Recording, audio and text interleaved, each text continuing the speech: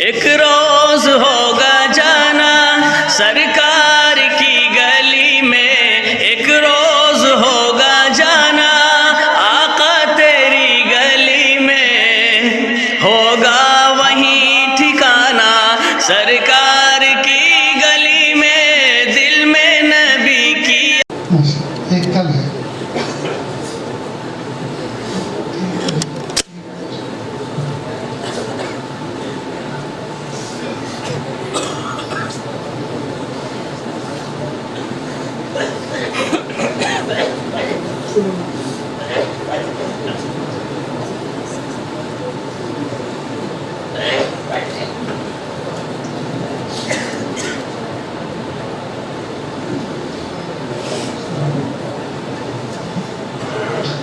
بسم اللہ الرحمن الرحیم الحمد للہ وکفا وسلام علی عبادہ الذین اصطفیٰ اما بعد اعوذ باللہ من الشیطان الرجیم بسم اللہ الرحمن الرحیم وذکر فإن الذکرى تنفع المؤمنین سبحان ربک رب العزة عما یصفون وسلام علی المرسلین والحمد للہ رب العالمین اللہم صل علی سیدنا محمد وعلى آل سيدنا محمد وبارك وسلم اللهم صل على سيدنا محمد وعلى آل سيدنا محمد وبارك وسلم اللهم صل على سيدنا محمد وعلى آل سيدنا محمد وبارك وسلم.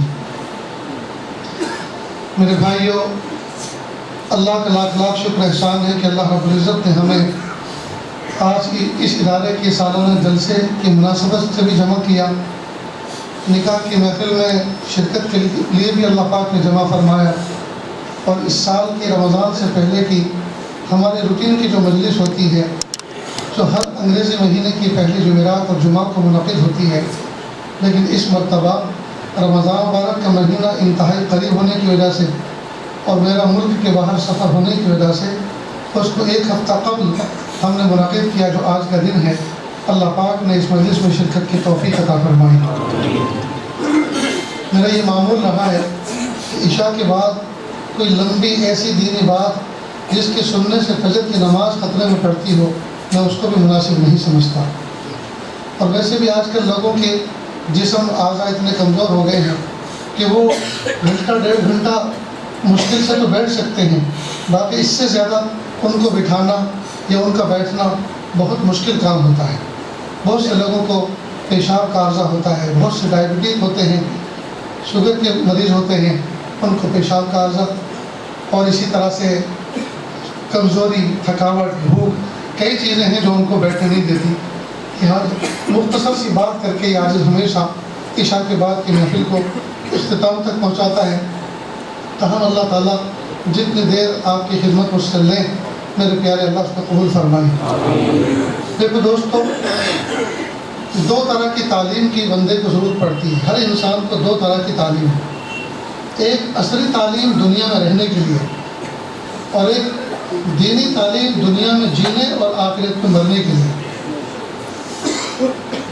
دو طرح کی تعلیم اس وقت دنیا میں دی جا رہی ہے. ایک عصری تعلیم جس کو دنیاوی تعلیم بھی کہتے ہیں، جو کالج اور یونیورسٹی میں پڑھائی جاتی ہے، اور اس تعلیم کا مقصد صرف اور صرف دنیا کے اندر انسان کو راحت پہنچانا ہوتا ہے اور کچھ بھی نہیں.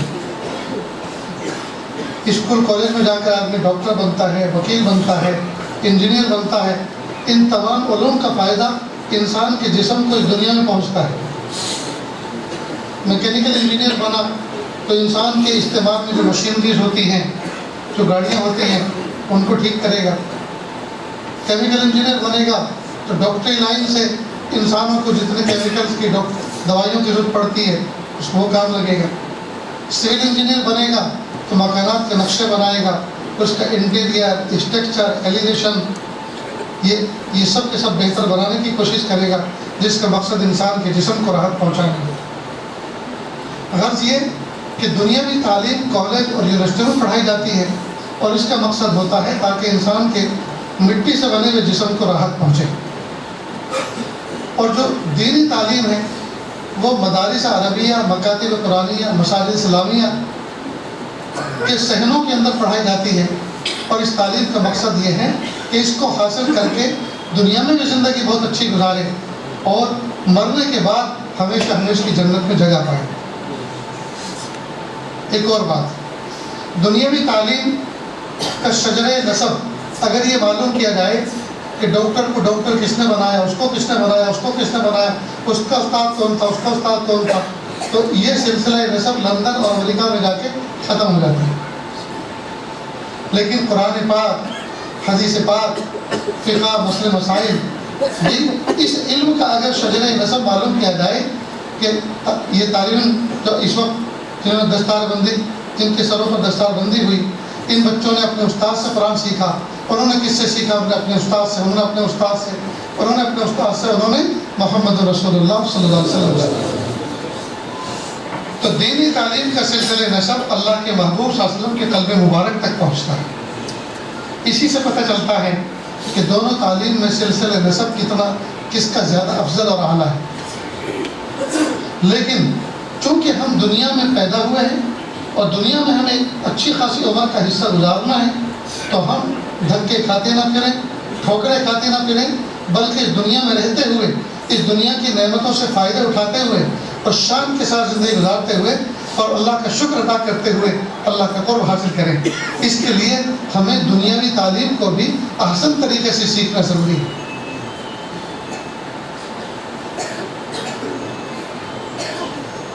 تو دونوں تعلیم کو سیکھنا بہت ضروری ہے۔ دنیا میں رہتے ہوئے جن اسباب و وسائل کی ضرورت ہے ان کی حقیقت کو سمجھنا، ان کی بنیادوں کو سمجھنا اور ان سے اپنے جسم کو فائدہ پہنچانا اور راحت حاصل کر کے اللہ کا شکر ادا کرنا، یہ بھی ضروری ہے۔ اور دنیا میں رہتے ہوئے آخرت کی تیاری کرنے کے لیے دنیا میں اللہ تعالیٰ کے دین کو سیکھنا، سمجھنا، اس پر عمل کرنا اور اللہ کو راضی کرنا، یہ بھی ضروری ہے۔ کسی زمانے میں ایک ہی چھت کے نیچے ایک ہی طرح کا استاد دونوں تعلیمیں بچے کو سکھایا کرتا تھا، لیکن اس کی ایک تاریخ ہے، کہ اس خاص سازش کے تحت دینی تعلیم کو الگ کیا گیا اور دنیاوی تعلیم کو الگ کیا گیا۔ ورنہ ایک زمانے میں دونوں تعلیموں کو ایک ہی استاد ایک ہی چھت کے نیچے پڑھایا کرتا تھا۔ آج بھی ضرورت ہے اس بات کی کہ ہمارے مدارس عربیہ کے اندر ہمارے بچے، جبکہ دنیا میں مختلف چیلنجز ہیں، تہذیب کا بگاڑ ہے، تمدن کا بگاڑ ہے اور عصبیت کے امت شکار ہے اور نہ جانے کیسے کیسے جو ہے امت کو اس کو ٹارچر کیا جا رہا ہے، ہم ضرورت ہے اس بات کی کہ ہم اپنے بچوں کو دینی تعلیم کے ساتھ ساتھ اصلی تعلیم بھی انہی درسگاہوں کے اندر، انہی اداروں کے اندر ماحول کی پاکیزگی کے ساتھ، صفائی ستھرائی کے ساتھ، نماز کے اہتمام کے ساتھ، حجاب اور پردے کے اہتمام کے ساتھ اور عزت اور آبرو کی حفاظت کے ساتھ ہم اس نظام کو دوبارہ اپنے اداروں کے اندر قائم کریں۔ اس کی شدید ضرورت ہے اور الحمدللہ بہت سی جگہوں پر یہ نظام قائم ہو رہا ہے۔ اللہ تعالیٰ احسن طریقے سے اس نظام کو چلانے کی توفیق عطا فرمائے۔ ایک بات یاد رکھیں، مردوں کے مقابلے میں جو بچیاں پڑھتی ہیں، علم حاصل کرتی ہیں، وہ کئی مرتبہ زیادہ کام کرتی ہے دین کا۔ اس لیے کسی نے کہا مرد پڑھا فرد بنا، عورت پڑھی خاندان بنا۔ مرد پڑھتا ہے تو ایک فرد بنتا ہے، عورت پڑھتی ہے تو ایک خاندان بن جاتا ہے۔ اس لیے کہ اللہ پاک نے عورت ذات کے اندر یہ صفت رکھی ہے کہ اس کے پاس رازداری نہیں رہتی، جو چیز اس کے پاس رکھو وہ دوسرے کے پاس پہنچ جاتی ہے۔ اس کے کان میں ایک بات کہو اور یہ کہو کہ دیکھو تم سے ہی کہہ رہا ہوں، کسی سے کہنا مت، وہ پورے گاؤں کو یہ بات کہہ دے گی اسی لفظ کے ساتھ کہ دیکھو تم سے کہہ رہی ہو، کسی اور سے کہنا مت۔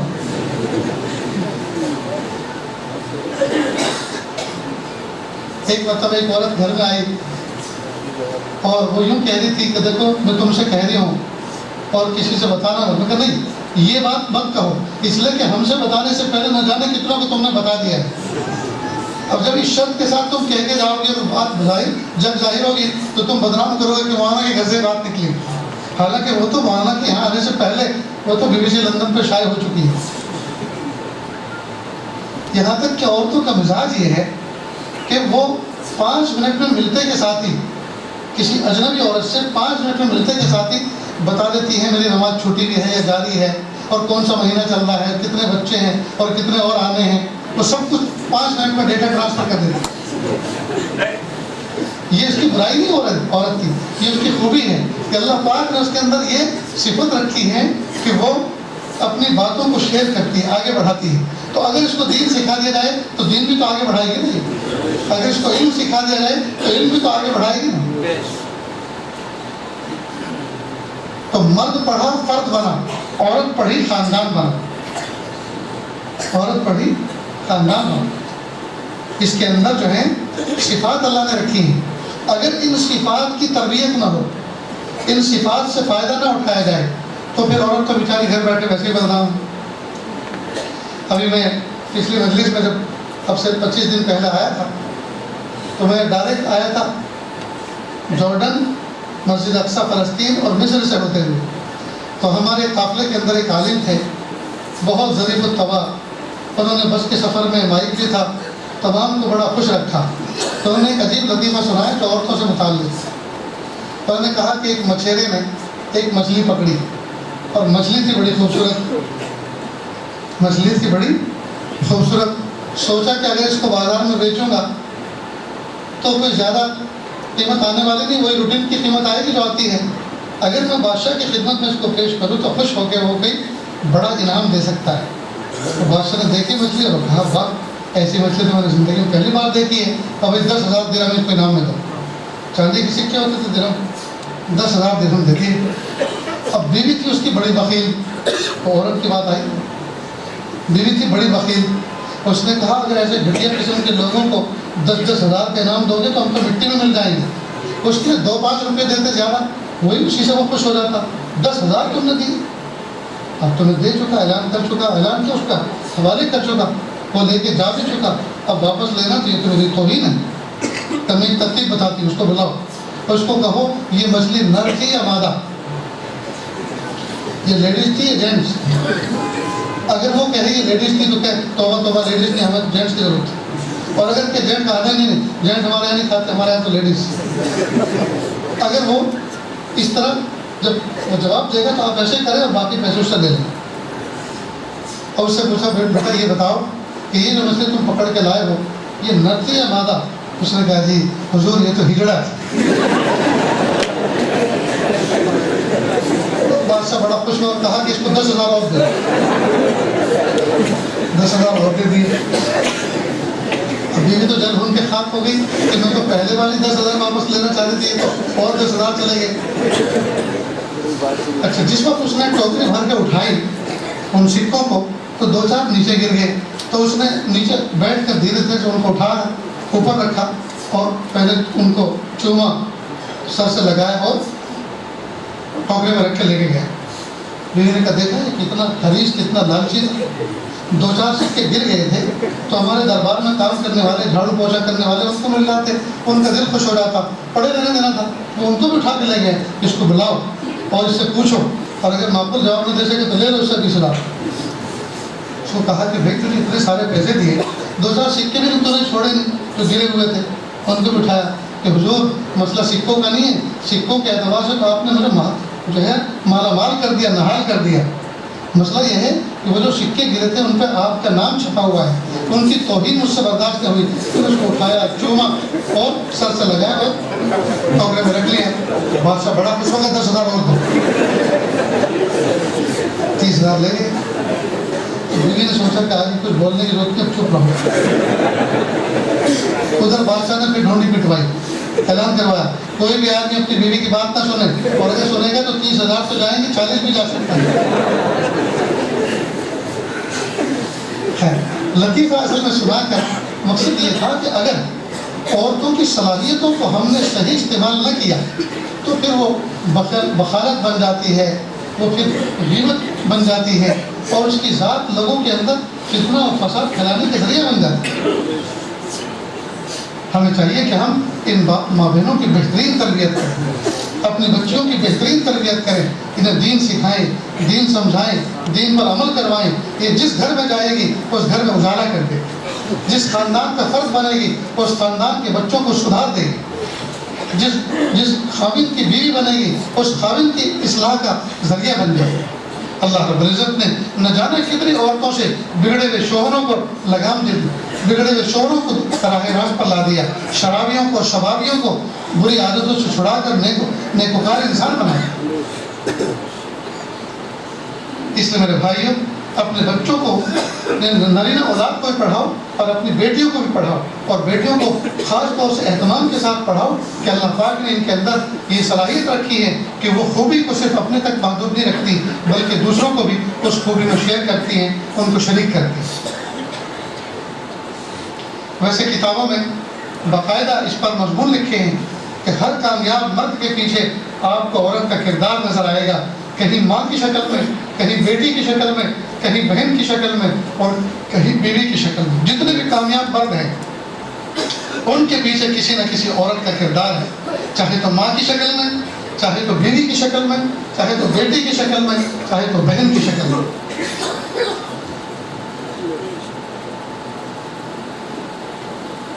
مدینہ طیبہ میں تابعی تھے رائے بن فروخ کہتے ہیں کہ ترکی کا علاقہ ان کے ہاتھوں میں فتح ہوا۔ مدینہ پاک میں یہ صدا لگی کہ دین کی حفاظت کے لیے، دشمنوں کو زیر کرنے کے لیے اور اسلام کی آبیاری کے لیے نکلنا ہے۔ چنانچہ یہ بھی نکلے، شمشیر و سنان ان کو ہاتھ میں لیے اور گھوڑے پہ زبطن کر کے بیٹھ گئے، اور جب چلنے لگے تو 20,000 درہم کی اشرفیوں کی ایک تھیلی سر و مہر اپنی بیوی کے حوالے کی۔ بیوی نے کہا کہاں جا رہے ہو؟ کہ میں اللہ کے راستے میں جا رہا ہوں، اگر زندہ رہا تو آ جاؤں گا، نہیں رہا تو جنت میں ملاقات ہوگی۔ کہا میں اپنے وجود کے اندر، اپنے رحم کے اندر ایک وجود محسوس کر رہی ہوں، اس کا کیا؟ کہ تجھے اور تیرے حمل کو میں نے اللہ کے حوالے کیا،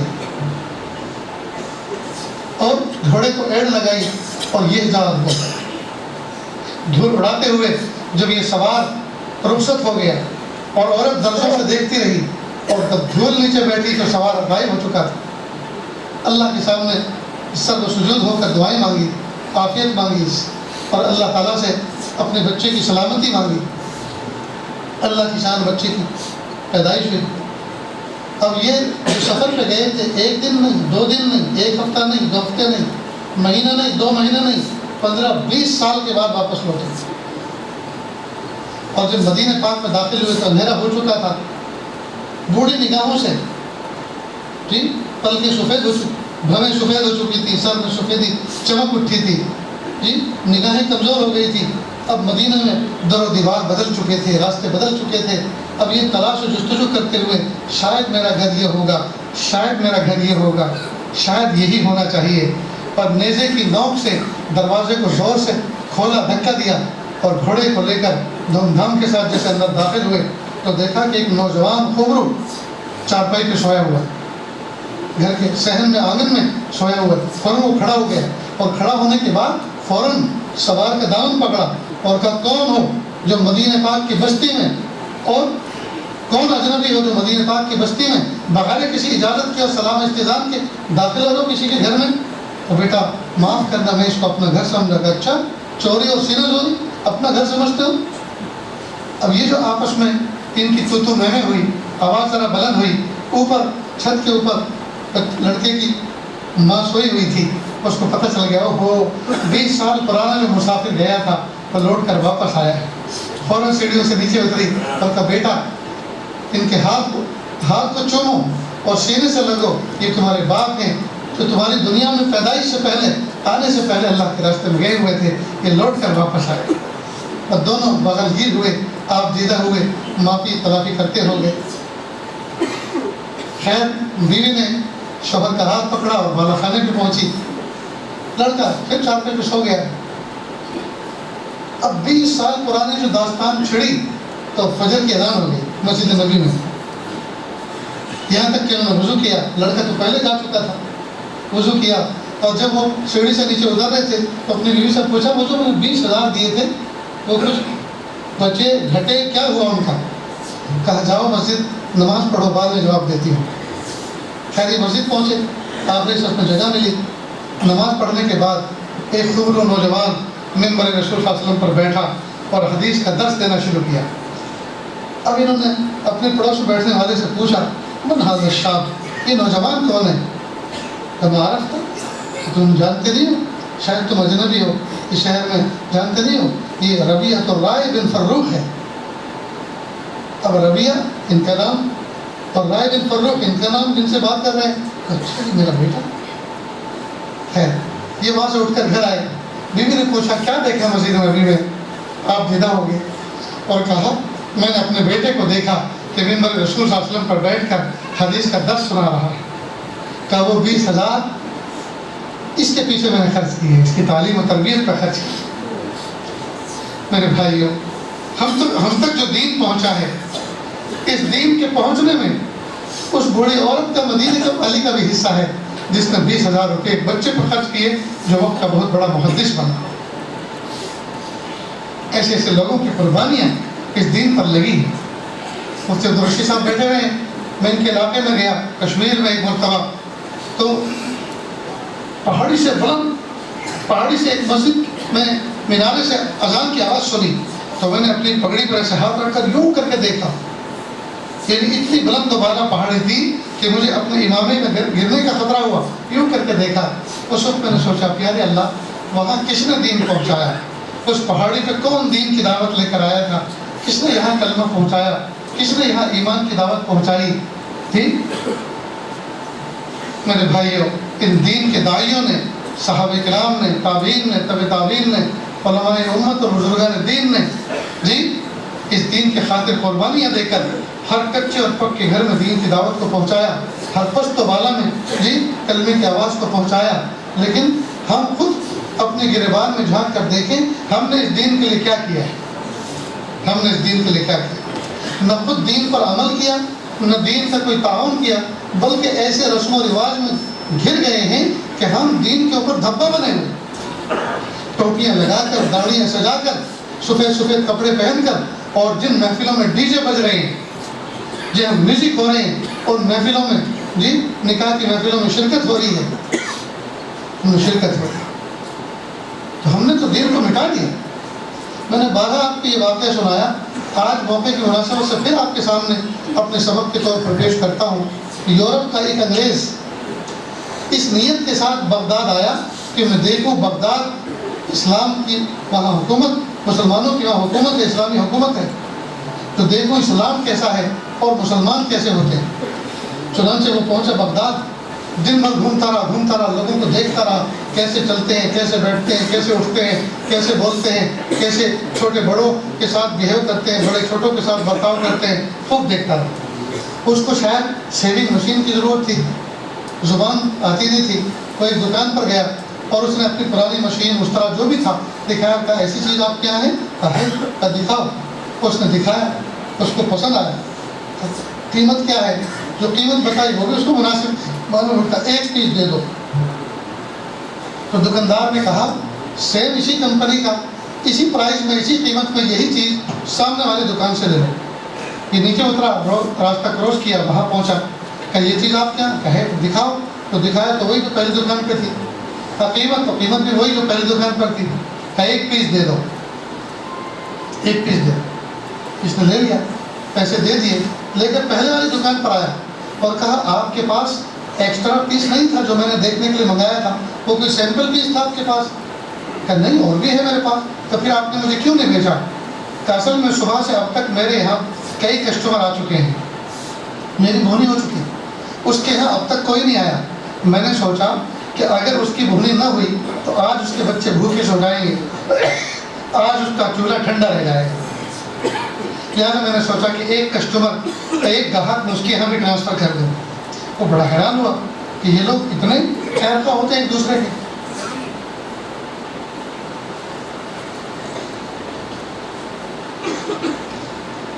اور آج کل دوستوں کتنا کمپٹیشن ہے اور کتنی ایک دوسرے کی کاٹ ہے بازاروں۔ کئی مرتبہ آدمی آنے والے گاہک کے ہاتھ میں کوئی چیز دیکھتا ہے، پوچھتا ہے کیا لایا؟ تو فلاں چیز لایا۔ کہاں سے لایا؟ فلاں۔ ارے بہت اکڑا ہے، بہت مہنگا ہے، وہ فلاں جگہ سے لیتے، حالانکہ وہ چیز اس کے یہاں نہیں بک رہی۔ یہ بھی کہہ سکتے بھائی میرے یہاں سے لیتے، میں آپ کو سستا دیتا۔ وہ اپنے یہاں کی بات نہیں کر رہا، اصل میں اس کے ساتھ میں عداوت اور حسد اور بغض اتنا ہے کہ اس کے دل، اس کا اس کی شبیہ کو، اس کے چہرے کو اس کے دل میں میلا کرنا چاہ رہا ہے اور دوسرے کے اس کو ٹرانسفر کرنا چاہ رہا ہے. لیکن بات شیر کو سوا شیر میں ملتے ہیں. بعض مرتبہ گاہک بھی ایسے ہوتے ہیں جھوٹ بولتے ہیں. مثال کے طور پر ایک شخص آیا اور اس نے کہا آپ کے یہاں تیل ہے کھانے کا؟ کہاں ہے. کیا بھاؤ دیا ہے؟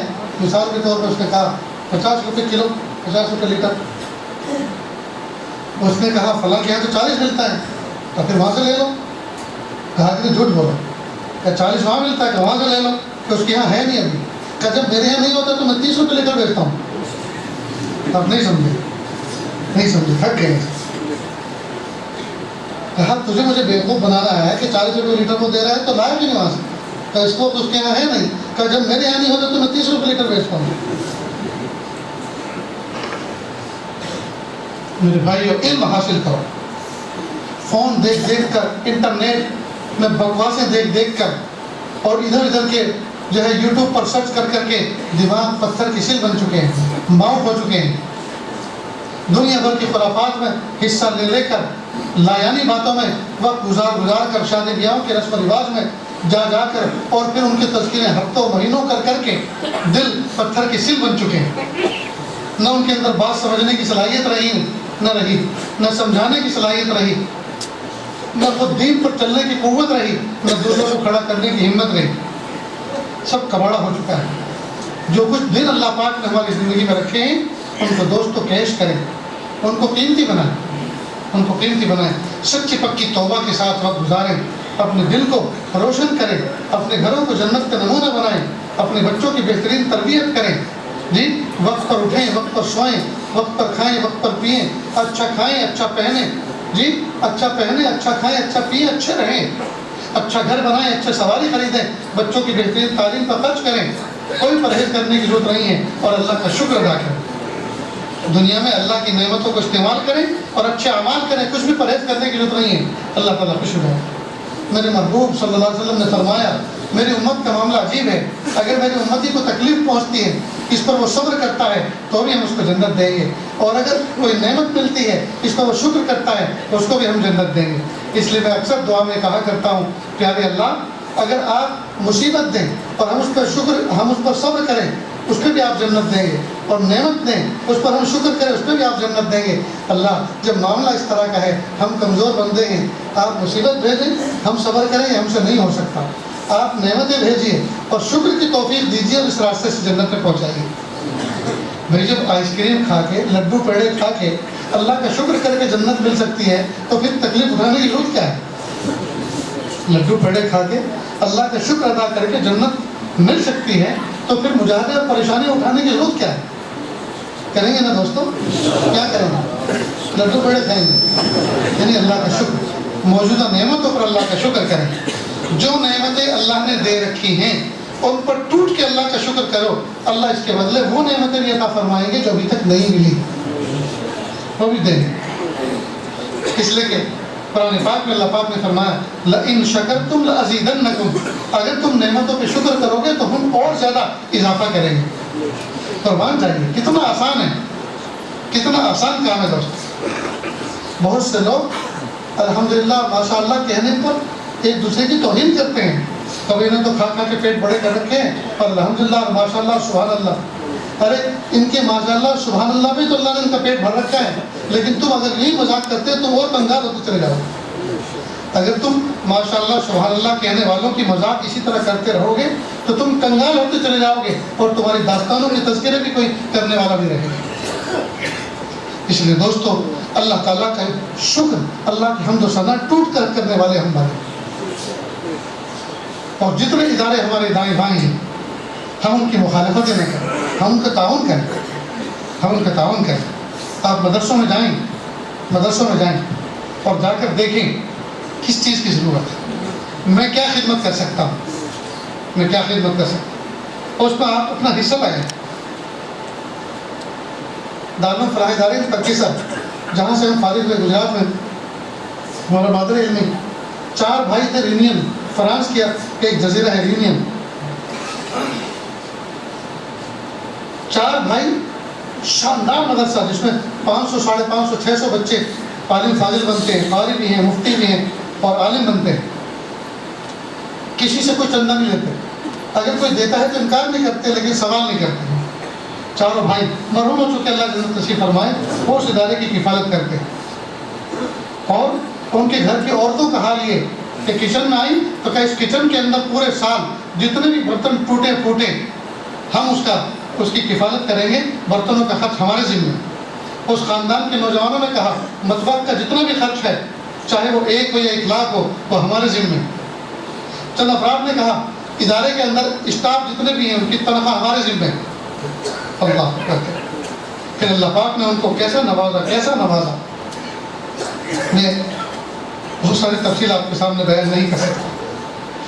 تو دوستو اللہ کے راستے میں خرچ کریں گے، اللہ کا دیا ہوا مال اللہ کے راستے میں خرچ کریں گے، اللہ اس کو دیکھ کر خوش ہوتے ہیں اور پھر اللہ پاک اور زیادہ دیتے ہیں.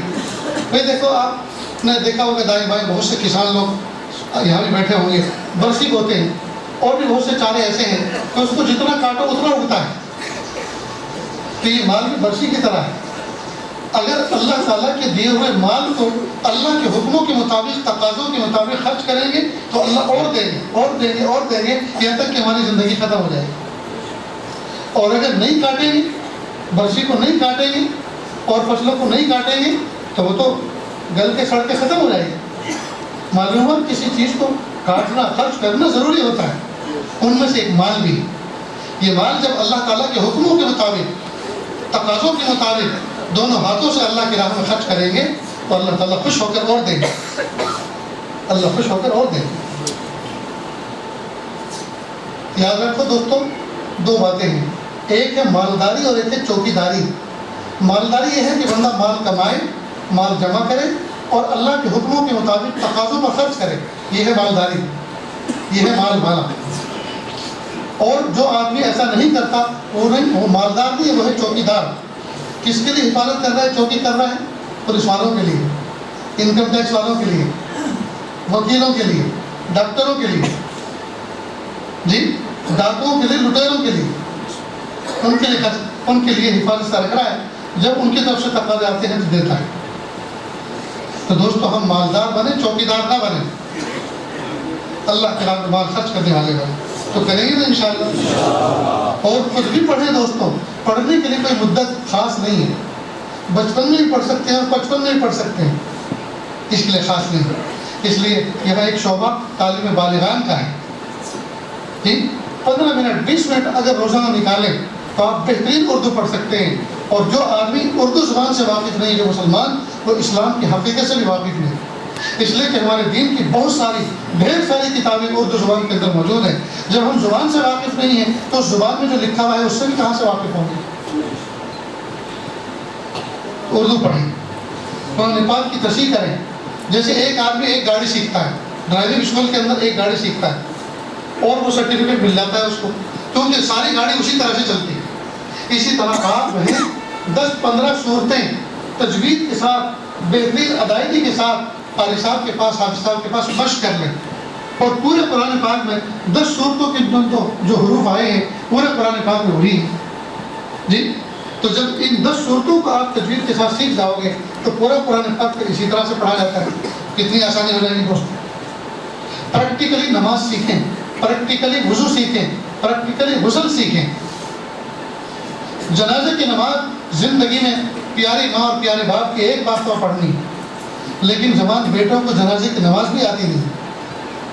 کتنی مرتبہ میں نے اپنے اس علاقے میں دیکھا کہ خاندان کے جوان افراد باپ نماز پہ کھڑے نہیں ہیں، جنازے کے کنارے پہ کھڑے ہیں. ان سے پوچھو کیوں نہیں؟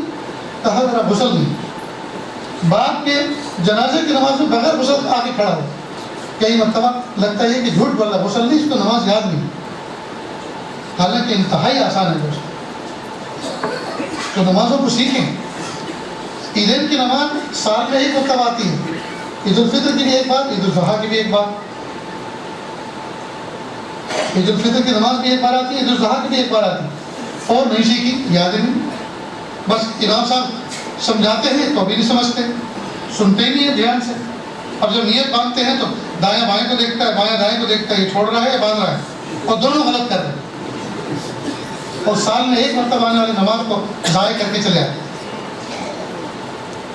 اس لیے دوستو دین سیکھیں اور اپنے دلوں کو صاف ستھرا بنا کے رکھیں. لایانی باتوں میں نہ لگیں, واٹس ایپ کی باتوں میں خبر. دیکھو دوستو, میں آپ کو پتے کی بات بتاتا ہوں, یہ سوشل میڈیا, پرنٹ میڈیا, ٹیلی میڈیا یہود و نصارہ کے ہاتھ میں ہے, اور وہ چاہتے یہ ہیں کہ ساری دنیا اسی میں لگی رہے اور ہم ملائی کھاتے رہیں, یعنی ہم ہاتھ سے حکومت کرتے رہیں, رول کرتے رہیں دنیا پر, اور دور پور ساری کی ساری دنیا خبریں سن سن کے ان کے دل بھجک جائیں, ان کے دل سکڑ جائیں, ان کے دل سہم جائیں, اور وہ ڈر کر رہیں, ان کے اندر کچھ کرنے کی صلاحیت نہ ہو, ان کے اندر حوصلے نہ بنے, بس وہ ایسے رہیں اور مزے ہم کرتے رہیں.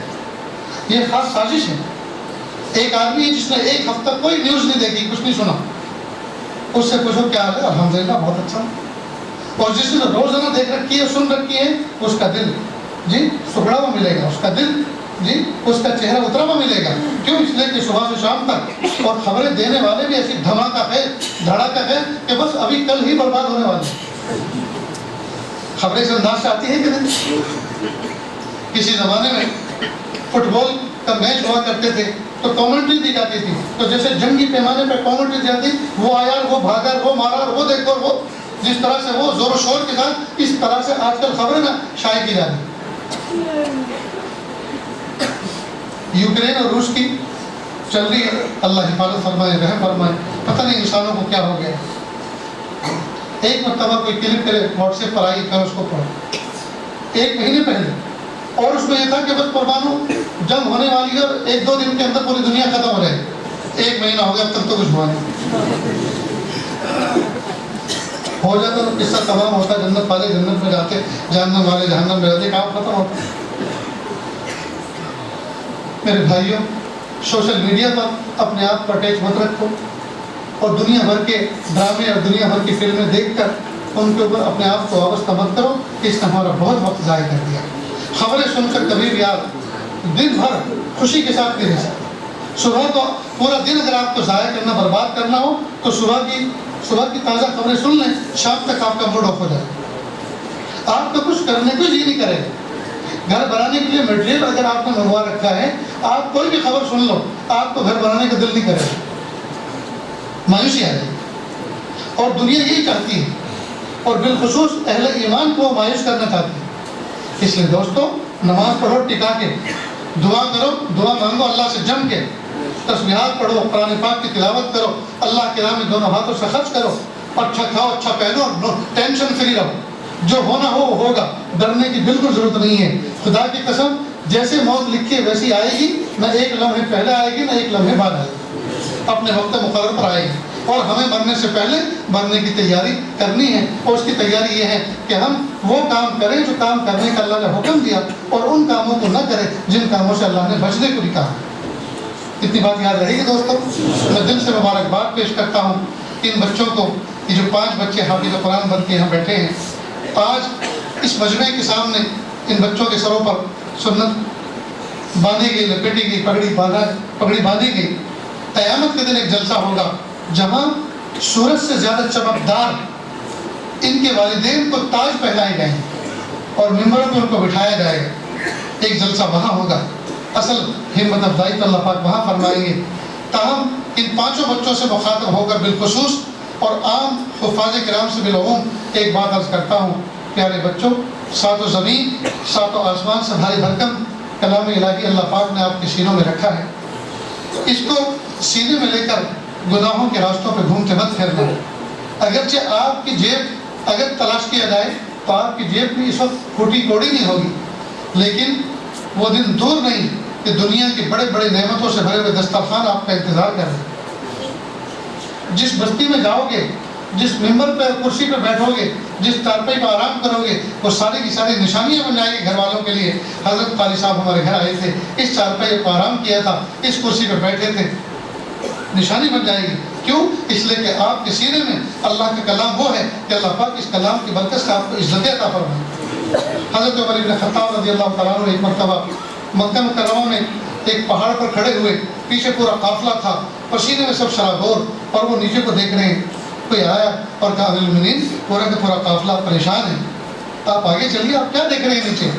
کہا میں یہ دیکھ رہا ہوں کہ میں جب زمانے جاہلیت میں تھا میرا باپ خطاب مجھے اونٹ چرانے کے لیے اس وادی میں بھیجتا تھا، اور اونٹ چرا کر جب میں گھر جاتا تھا اور اونٹ کی کوکھ خالی ہوتی تھی تو میرا باپ خطاب مجھ سے کہا کرتا تھا عمر تجھے تو اونٹ چرانے بھی نہیں آتے تو دنیا میں کیا کام کرے.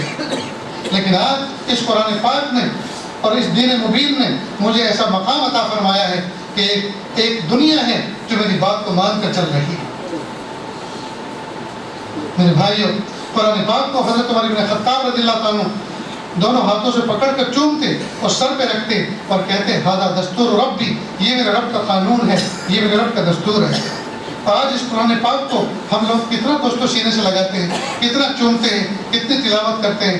ہمیں چاہیے کہ ہم ڈیلی بیس پر قرآن پاک کی تلاوت کرنے والے بنیں. سامنے رمضان بھی آ رہا ہے تاکہ رمضان میں اور زیادہ سے زیادہ ہم تلاوت کریں.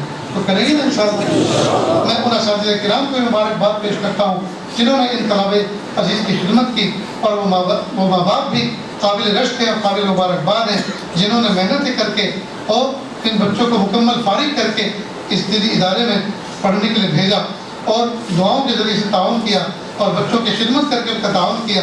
آج یہ بچے حافظ قرآن بنے. اللہ رب العزت دنیا میں بھی آپ کو عزت عطا فرمائیں اور آخرت میں بھی اللہ پاک آپ کو عزت عطا فرمائیں گے. میں دعا کرتا ہوں کہ اللہ تعالیٰ ہم تمام پیسہ بنا دے کہ ہم اللہ کو پسند آ جائیں. وآخر دعوانا ان الحمدللہ رب العالمین. میرے بھائیوں، کئی مرتبہ میرا مدرسوں میں جانا ہوتا ہے. ابھی مدراس جانا ہوا، اس سے پہلے حیدرآباد جانا ہوا. ایک جگہ 40 بچے حافظ قرآن ہوئے، ایک جگہ 26 بچے حافظ قرآن ہوئے، ایک جگہ 10 بچے حافظ قرآن ہوئے. اور ان بچوں کے اندر کچھ ایسے پردیسی بھی ہوتے ہیں جن کے ماں باپ اس خوشی میں شریک ہونے کے لیے نہیں پہنچ پاتے. مثلا بہت سے بچے بہار کے تھے، بہت سے اتراکھنڈ کے تھے، بہت سے دور دراز کے تھے، تو ان کے ماں باپ اس محفل میں نہیں پہنچ سکے. تو جو بچے مقامی ہوتے ہیں ان کو تو سینے سے لگانے والے، سر پہ ہاتھ پھیرنے والے، ہاتھ چومنے والے، ہدیہ دینے والے سب ہوتے ہیں. لیکن ایسے بچوں کو سینے سے لگانے والا کوئی نہیں ہوتا. تو اس وقت بڑا احساس ہوتا ہے کاش کہ ان کے ماں باپ بھی شریک ہو پاتے. اور کئی وقت بچے یتیم ہوتے ہیں، تو جو حضرات اس طرح کے محفلوں میں آتے ہیں تو وہ محتم صاحب سے مل کر رابطہ کر کے ایسے بچوں کا پتہ لگانا چاہیے کہ ان اداروں کے اندر ایسے پردیسی بچے کتنے ہیں جن کے ماں باپ ہر مہینے ان تک نہیں پہنچ پاتے، یا موسم کی اونچ نیچ کے اعتبار سے پہننے اوڑھنے کے سامان کو نہیں پہنچ پاتے. ہم ان کی خدمت کرنا چاہتے ہیں. پھر دیکھیے اللہ تعالیٰ آپ کو کیسے نوازیں گے. جزاکم اللہ. دعا سے پہلے تھوڑی سی دیر کے لیے آنکھوں کو بند کر لیں، سر کو جھکا لیں. دنیا اور دنیا میں جو کچھ ہے اس سے ہٹ کر کے اللہ کی یاد میں ڈوب جائیں. نیت کریں اللہ کی رحمت آ رہی ہے، میرے دل میں سما رہی ہے، میرے دل سے گناہوں کی ظلمت و سیاہی دور ہو رہی ہے. میرا دل کہہ رہا ہے اللہ اللہ اللہ.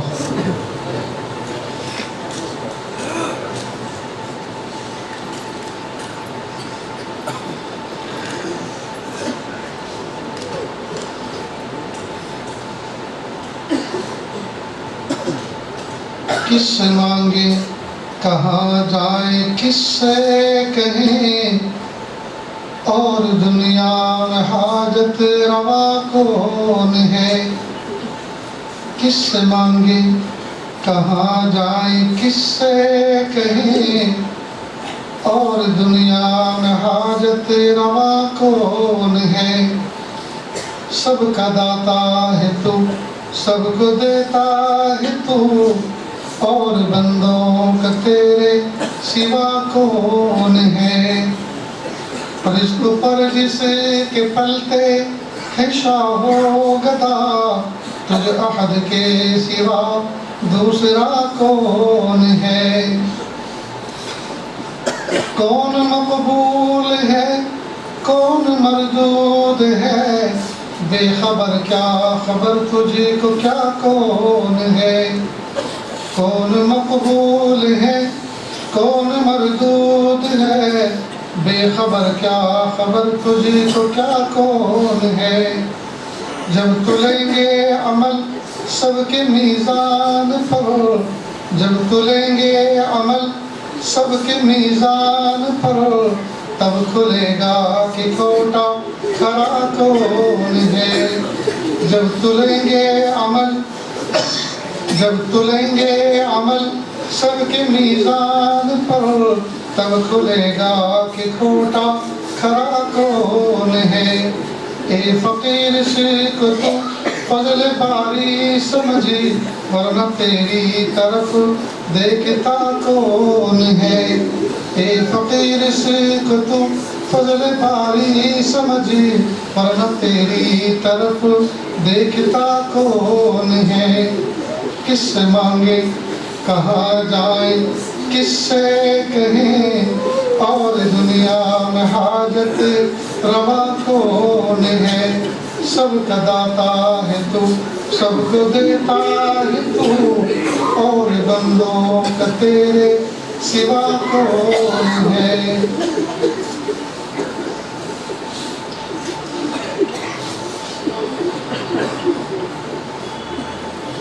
ला इलाहा इल्लल्लाह सुब्हानल मलिकिल आलिल वहाब। हाथ उठा लीजिए, दुआ कर लें। बिस्मिल्लाहिर्रहमानिर्रहीम। ला अहसी सनाअन अलैक अंत कमा असनैत अला नफ्सिक रब्बिग़फिर वरहम व अंत खैरुर राहिमीन। हस्बी अल्लाहु ला इलाहा इल्ला हु अलैहि तवक्कलतु व रब्बुल अर्शिल अज़ीम। अल्लाह जी, हम ज़ाहिर में आपके बंदे और बंदियाँ हैं, हकीकत में निहायत गंदे हैं।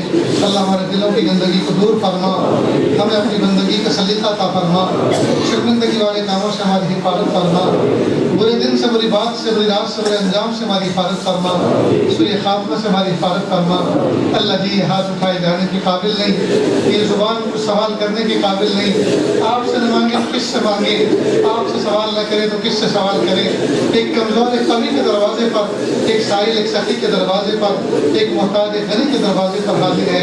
मेरे प्यारे अल्लाह, हमें अपनी मोहब्बत की भीख दे दीजिए, अपनी मारिफत की भीख दे दीजिए, अपनी और पाकीज़गी की भीख दे दीजिए, रिज़्क़ हलाल की भीख दे दीजिए कि अल्लाह ढेर सारा रिज़्क़ हलाल अता फरमा, बिना मशक्क़त बगैर किसी मुसीबत के आफियत के साथ ढेर सारा माल और ढेर सारी रोज़ी अता फरमा, और दोनों हाथों से आपकी राह में खर्च करने के हौसले अता फरमा, हुकूक अदा करने की तौफीक अता फरमा, दीन की खिदमत करने का हौसला अता फरमा।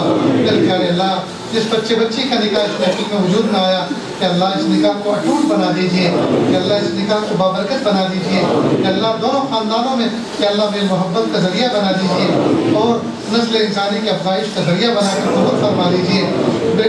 दोनों बच्ची के अंदर कि अल्लाह ऐसी मोहब्बत अता फरमा जैसे हुज़ूर पाक सल्लल्लाहु अलैहि वसल्लम और आयशा सिद्दीक़ा रज़ियल्लाहु अन्हा के दरमियान थी। मेरे प्यारे अल्लाह, एक बाप 18-19 साल की बच्ची को पाल पोस के बड़ा कर देता है, और अगर आपका हुक्म ना होता, कोई बाप अपनी बच्ची को एक रात के लिए भी अपने घर से जुदा न करता, लेकिन आपका हुक्म है पालो पोसो, तरबियत करो, और पाल पोस कर ये किसी के हवाले कर दो। मेरे प्यारे, जब बाप अपने बच्ची को अल्लाह फूलों में रखता है, मोहब्बतों के साथ अपनी आंखों के सामने परवरिश उसकी करता है, और एक दिन आता है कि बच्ची जुदा होकर चली जाती है। मेरे प्यारे अल्लाह, इस बच्ची की जुदाई को अपने घर से बरकत वाला बना दीजिए, माँ बाप को सुकून अता फरमा दीजिए। जिस घर के अंदर जाए ये बच्ची बहू बनकर न जाए, बल्कि बेटी बनकर रहे, मोहब्बतों के साथ रहे, ऐसी शान और तौफीक अता फरमा। जिसको दामाद मिला है वो दामाद की नज़र से उसको न देखें, बल्कि बेटे की नज़र से देखें, और ये समझे मुझे दामाद नहीं बल्कि मुझे बेटा मिला है। और दामाद और इस बेटे को और बेटी को दोनों को अपने सास ससुर को सास ससुर नहीं बल्कि माँ और बाप की नज़र से देखने की तौफीक अता फरमा। मेरे प्यारे अल्लाह, जो बच्चे हाफिज़ कुरान हुए कि अल्लाह 2-2 साल में 3-3 साल में ये बच्चे हाफिज़ कुरान बने हैं कि अल्लाह न जाने कितनी मरतबा नफ्स और शैतान ने इनको बहकाया होगा कि चलो भाग चलो, कहीं होटल में जाकर किसी शहर में प्याली बर्तन धो लिया करेंगे, रहने के लिए छत मिलेगी, खाने के लिए तरह तरह के खाने मिलेंगे, और इंजॉय के लिए और तैर तफरीह के लिए पैसे मिलेंगे। कहाँ ये उस्ताद की मार सहना, उस्ताद की डांट डपट को सहना, कब तक ये चलता रहेगा। मेरे प्यारे अल्लाह, शैतान ने न जाने कितनी मरतबा इन बच्चों को बहकाया, लेकिन शैतान हार गया और ये बच्चे जीत गए। मेरे प्यारे अल्लाह, आज आपने इनको हाफिज़ कुरान बनाकर खड़ा कर दिया। मेरे प्यारे अल्लाह, इन बच्चों के सीनों में अल्लाह कुरान पाक की दौलत को सुबह क़यामत तक महफूज फरमाइए।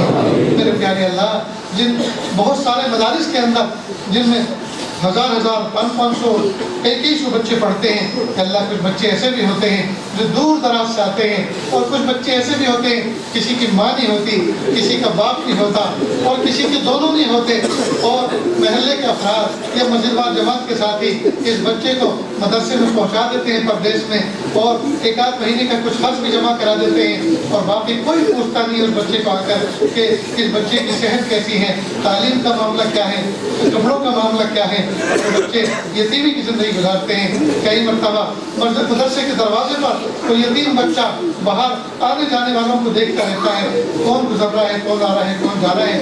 اتنے میں ایک کار آتی ہے، کار میں سے ایک شخص اترتا ہے، ڈگی کھول کر ایک بڑا سا بیگ نکالتا ہے اور اسی یتیم بچے سے کہتا ہے، بیٹا فلاں بستی کا اس نام کا بچہ، اس خاندان کا ایک بچہ آپ کے مدرسے میں پڑھتا ہے، کیا اس کو جانتے ہو؟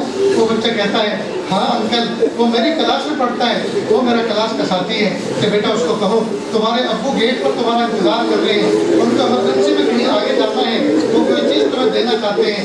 وہ بچہ جاتا ہے اور وہ بچہ دوڑتے ہوئے آتا ہے، باپ اپنے بچے کو دوڑتے ہوئے آتے ہوئے دیکھتا ہے، اس کا دل خوش ہوتا ہے، اس کو سینے سے لگاتا ہے، سر پہ ہاتھ پھیراتا ہے، اس کے ہاتھ چومتا ہے اور کہتا ہے، بیٹا تمہاری امی نے تمہیں سلام کہا، اور اس بیگ کے اندر 5 جوڑی کپڑے دھو کر اور پریس کر کے تمہارے لیے بھیجے ہیں، اور بیٹا آج بریانی بنی تھی، گرم گرم بریانی اور سالن بھی اس ٹفن کے اندر موجود ہے جو بیگ کے اندر رکھا ہے، اور 1 مہینے کے بسکٹ اور نمکین اور میں تمہارے لیے چیزیں لے کر آیا ہوں، ناشتے کا سامان ہے۔ اور ہاں بیٹا لو یہ 2000 روپے، جب کبھی ختم ہو جائے استاد کے فون سے فون کر دینا، پھر میں آ کے تمہیں دے کے چلا جاؤں گا۔ وہ یتیم بچہ اس منظر کو دیکھتا ہے اور وہ رونے لگتا ہے، وہ سوچتا ہے کاش میرے ابا ہوتے، وہ بھی میرے سر پہ ہاتھ پھیراتے، کاش میری اماں ہوتی، وہ بھی میرے لیے گھر سے بریانی بنا کے بھیجتی، وہ بھی میرے کپڑے دھو کے پریس کر کے بھیجتی، لیکن میری نہ ماں ہے نہ میرا باپ ہے۔